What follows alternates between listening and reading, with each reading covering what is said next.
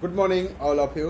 Please like and subscribe my channel. आप सबसे निवेदन है कि आप अधिक से अधिक संख्या में हमारे इस चैनल को लाइक एंड सब्सक्राइब करें, और जो लोग सब्सक्राइब करेंगे कर लेंगे उन लोगों को जो भी हमारी अगली क्लास आएगी तो आप लोगों को प्लेलिस्ट पे न जाकर तुरंत ही आपको प्रत्येक दिन का आपके नोटिफिकेशन, अगर आप लोगों ने बेल आइकॉन को क्लिक कर रखा है तो आपके पास डेली जो भी वीडियो नई पड़ेगी आपके पास मैसेज चले जाएंगे।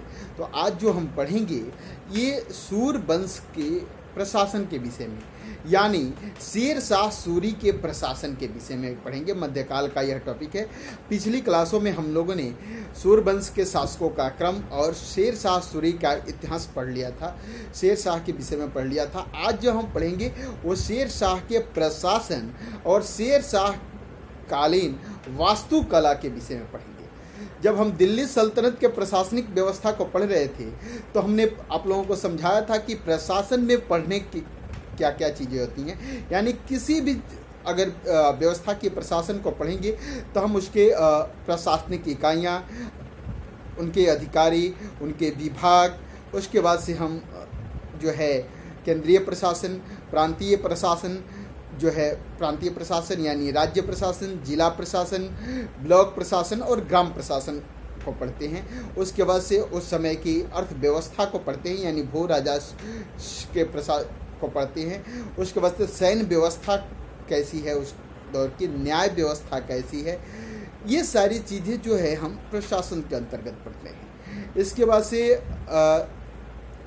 हमने आप लोगों को बताया था कि गुप्तचर व्यवस्था कैसी है, ये भी हम प्रशासन के अंतर्गत ही पढ़ते हैं। और आज का जो टॉपिक हमारा है वो प्रशासन और वास्तुकला है। तो प्रशासन से संबंधित तो चीज़ें ये हो गई। वास्तुकला के क्षेत्र में क्या क्या भवन निर्माण कराए, कौन से नए शहरों का निर्माण कराया, सरायों का निर्माण कराना, सड़कों का, ये सारी चीज़ें वास्तुकला के अंतर्गत आती हैं। तो हम शेर शाह के प्रशासन और वास्तुकला को पढ़ते हैं। हम देखते हैं कि शेर शाह का जो प्रशासन है वह ज़्यादातर दिल्ली सल्तनत के प्रशासन से मिलता जुलता है। यदि हम कहें तो शेर शाह सूरी ने लगभग दिल्ली सल्तनत के अलाउद्दीन खिलजी द्वारा अपनाई गई ज़्यादातर व्यवस्थाओं को जारी रखता है। हमने जब दिल्ली सल्तनत पढ़ा था तो हम लोगों ने देखा था कि सल्तनत को थोड़ा सा, सल्तनत से हम इसे जोड़कर पढ़ाएंगे तो जो स्टूडेंट सल्तनत पढ़ लिए हैं उनको यहाँ प्रशासन में बहुत थोड़ी सी चीज़ें याद करनी होगी।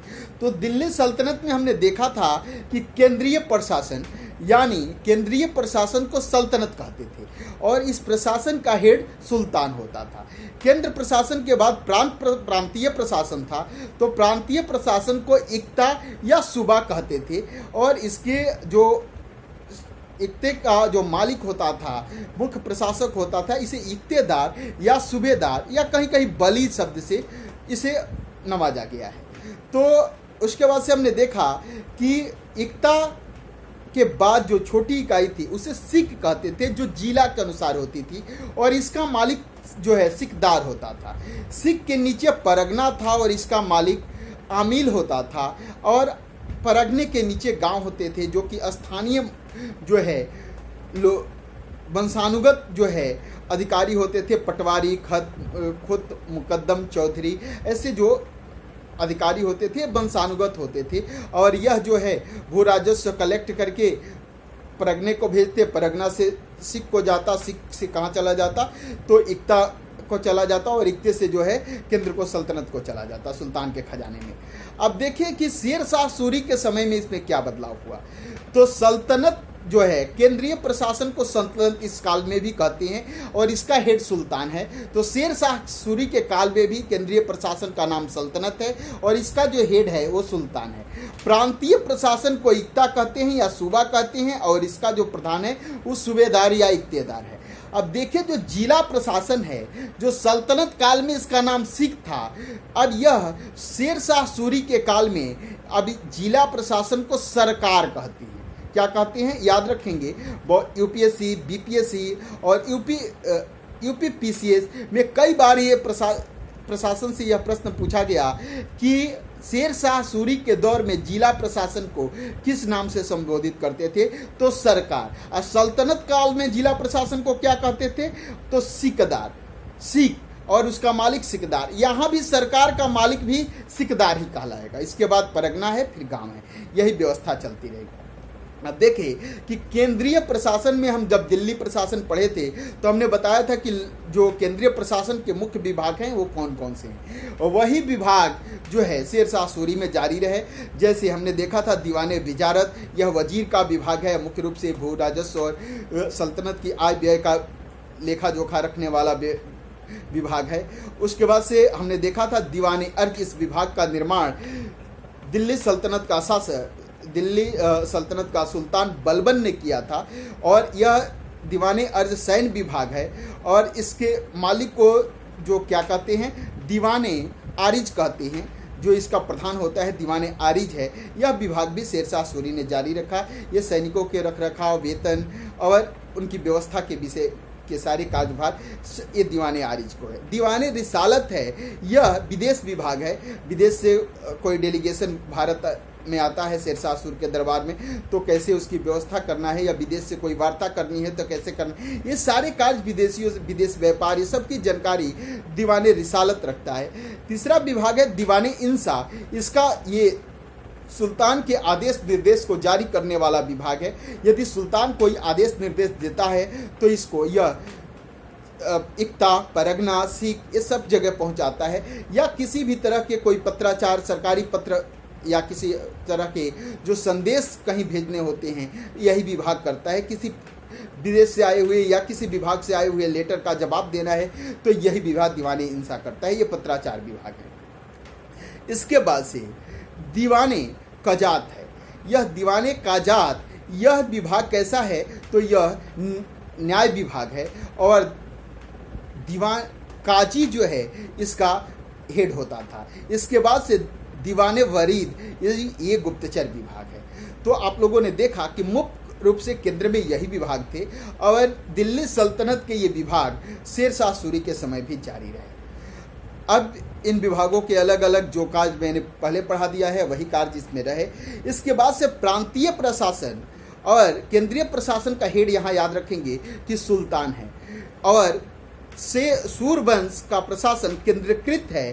केंद्रीकृत कहने का मतलब कि सभी पावर जो है सुल्तान के हाथ में है, एक ही व्यक्ति के हाथ में है, उसका निर्णय सर्वोपरि है। चाहे इस विभाग के अध्यक्ष कुछ भी कहें, यदि इस सुल्तान ने जो आदेश दे दिया वो सर्वोपरि है। सभी के आदेशों से सबसे ऊपर जो आदेश है सुल्तान का है। सभी न्याय काजियों के निर्णय से सबसे ऊपर जो निर्णय है वो सुल्तान का है। सबसे बड़ा न्यायाधीश स्वयं सुल्तान है। क्लियर हो गया। मुख्य सेनापति कौन तो स्वयं सुल्तान। तो अब देखें कि इसके बाद से प्रांतीय प्रशासन में को इक्ता कहते हैं या सूबा कहते हैं। इसके प्रधान को सूबेदार या इक्तेदार कहते हैं। इक्तेदार या सूबेदार जो है का कार्य जो है भूराजस्व प्रांतों में भूराजस्व व्यवस्था प्रांतों से कलेक्ट करना, प्रांत के प्रशासन को देखना, प्रांत की व्यवस्थाओं को देखना जो है इक्तेदार का काम है। और इससे के खामियों के लिए कई सारे इसके कनीय अधिकारी इसका सहयोग करते हैं। इसके बाद से सरकार में सरकार का हेड सिकदार है, और सिकदार जो है यह जिले स्तर का, सिख स्तर का, यानी शेरशाह सूरी के समय में इसे सरकार कहते हैं। सरकार स्तर का जो प्रशासन है उसका देखभाल करना जो है वो सिकदार का है। इसके बाद परगना स्तर पर जो है आमिल है, और आमिल परगने की व्यवस्था देखता है। अगर ग्राम स्तर पर मैंने बताया कि वंशानुगत अधिकारी जो थे खोत, चौधरी और मुकद्दम, यही और पटवारी, ये ग्रामीण व्यवस्था, ग्रामीण भू राजस्व व्यवस्था का देखरेख करती हैं।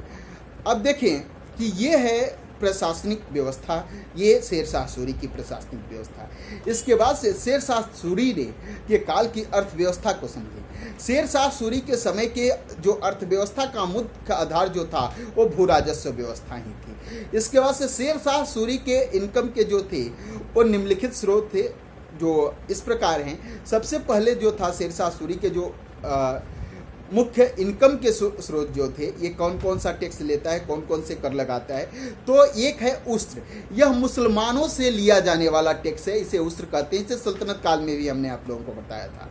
इसके बाद से जो है खराज यह गैर मुस्लिमों से लिया जाने वाला भू राजस्व कर है, इसे खराज कहते हैं। इसके बाद से है जजिया, यह गैर धर्म के लोगों से लिया जाने वाला, उनकी सुरक्षा के लिए लिया जाने वाला कर है जजिया।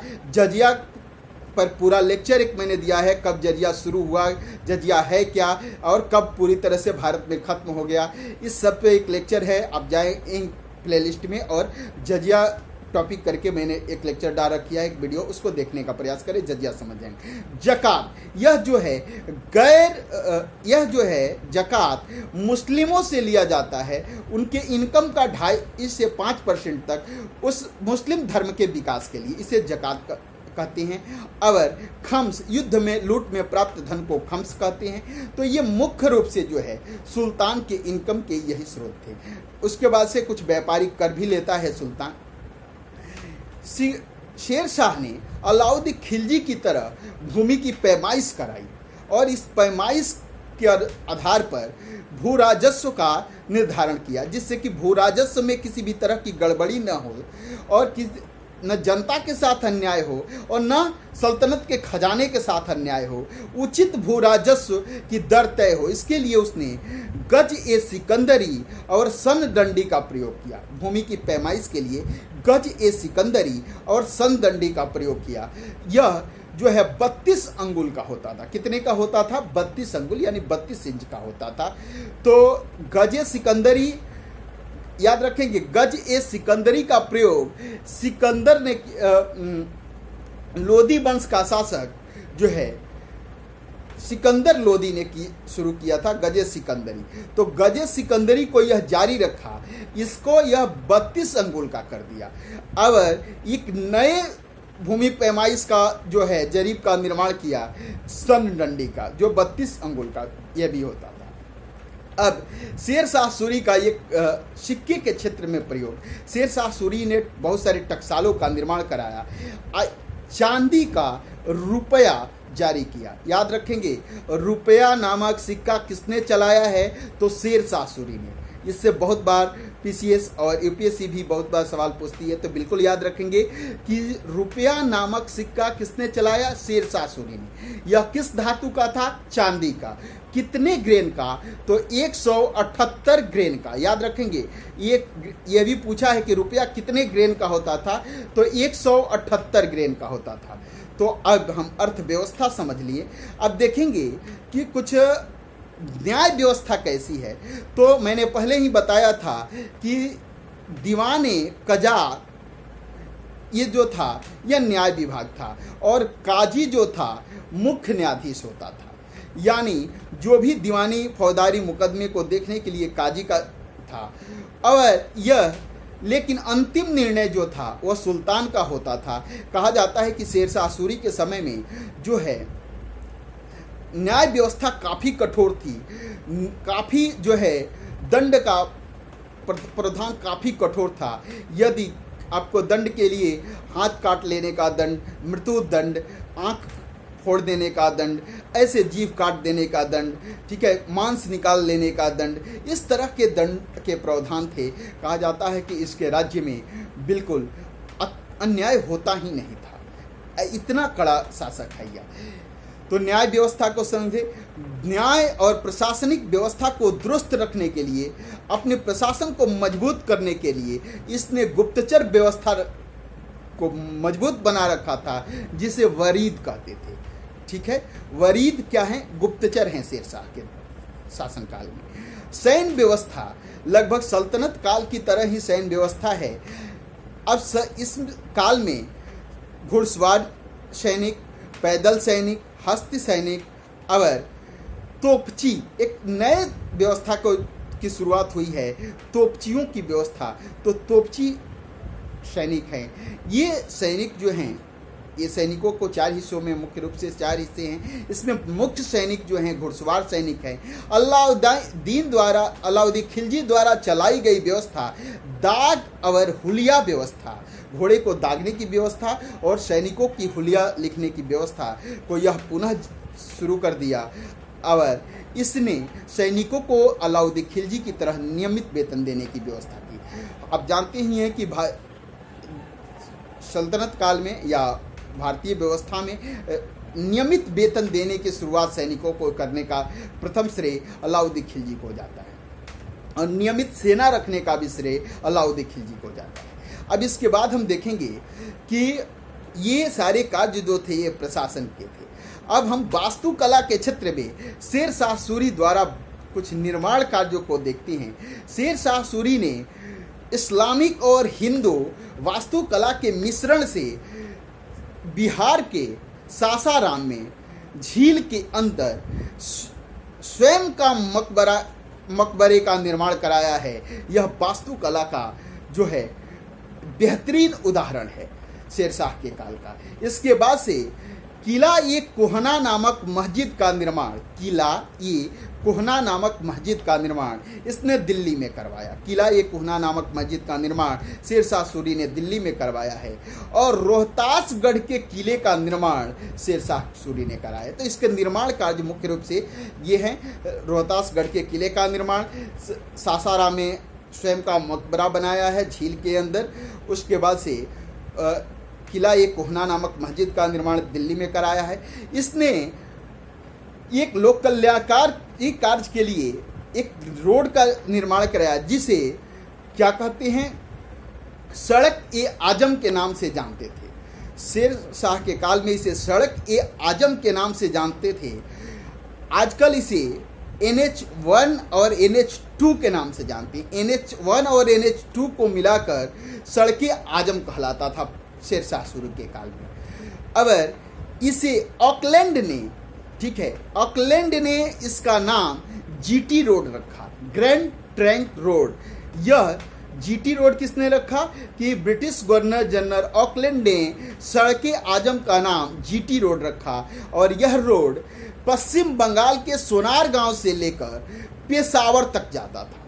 क्लियर हुआ कि यह GT रोड यानी सड़क ए आजम कहां से कहां तक, तो पश्चिम बंगाल के सोनार से लेकर पाकिस्तान के पेशावर तक जाता था। इसे सड़के आजम या आज ऑकलैंड ने इसका नाम GT road, grand trunk road दिया और आज यह NH1 और NH2 के सम्मिश्रण, मैंने NH1 और NH2 दोनों को मिला देंगे तो यह GT रोड हो जाएगा। प्राचीन काल में इसे उत्तरापथ के नाम से जानते थे। मौर्य काल का जो उत्तरापथ था वही जो है शेर शाह सूरी के काल में जो निर्माण किया शेर शाह सूरी ने, तो इसका नाम दिया सड़क ए आजम और इस सड़क ए आजम का नाम जो है ऑकलैंड ने GT रोड यानी ग्रैंड ट्रंक रोड कर दिया। तो ये हम लोगों ने देखा कि ये वास्तुकला के क्षेत्र में इसके कुछ निर्माण को देखा। शेर शाह के प्रशासन को और वास्तुकला को हम लोगों ने बेहतर रूप से समझ लिया है। That's all. अगली क्लास में हम जो है अकबर का इतिहास पढ़ेंगे और इसके बाद से हम मुगलों के जो है राजनीतिक व्यवस्था, प्रशासनिक व्यवस्था को जारी रखेंगे। That's all. Please like and subscribe my channel. आप सबसे निवेदन है कि आप अधिक से अधिक संख्या में हमारे इस चैनल को लाइक एंड सब्सक्राइब करें। जो स्टूडेंट हमारे इस चैनल पर नए हैं तो वो याद रखेंगे कि सूरवंश के शासकों का क्रम और शेर शाह सूरी का इतिहास हमने पढ़ा दिया है। पहले उस वीडियो को देखें, उसके बाद से शेर शाह के सूरी के प्रशासन को देखें तो अच्छे से समझ में आएगा। That's all. थैंक यू, धन्यवाद।